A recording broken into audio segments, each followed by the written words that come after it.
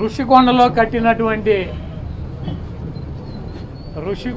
కట్టినటువంటి పర్యాటక కేంద్రంలో కట్టినటువంటి భవనాలనే ఈ సిగ్గు ఎగ్గు లేనటువంటి తెలుగుదేశం పార్టీ, ఈ సిగ్గు ఎగ్గు లేనటువంటి ఎల్లో మీడియా అది జగన్మోహన్ రెడ్డి గారి నివాసం అని చెప్పి చూపిస్తున్నారు 3 రోజుల నుంచి. వెళ్ళి జగన్మోహన్ రెడ్డి గారు అక్కడ నివాసం ఉన్నాడా?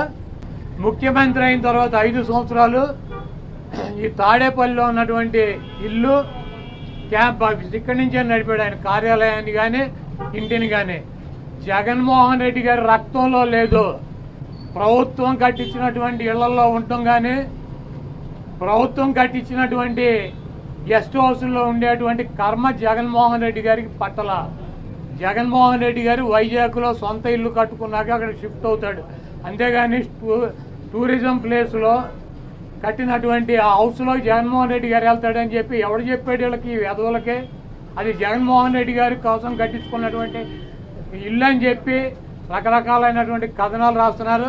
అది ఒక అంతర్జాతీయ రాజధానిగా తీర్చిదిద్దాలన్నదే వైఎస్ఆర్ కాంగ్రెస్ పార్టీ లక్ష్యం. దాన్ని రాజధాని చేయాలన్నదే ఆ రోజు నిర్ణయించుకున్నాం. కాబట్టి అక్కడ ఇంటర్నేషనల్ సెమినార్లు జరుగుతున్నాయి. అనేక మంది ఇంటర్నేషనల్ సంబంధించినటువంటి దేశ విదేశాల నుంచి అనేక మంది పారిశ్రామికవేత్తలు వస్తున్నారు. కనీసం వాళ్ళకి సౌకర్యం ఉండటానికి అవకాశం లేనటువంటి పరిస్థితి ఉంది. కాబట్టి ఉత్తరాంధ్రలో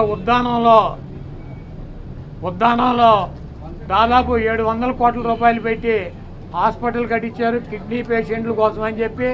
అదేవిధంగా విజయనగరం కావచ్చు, లేదా పార్వతీపురం కావచ్చు, ఉత్తరాంధ్రలోనే 650 కోట్ల రూపాయలు పెట్టి ఒక్కొక్క మెడికల్ కాలేజీ కట్టించారు.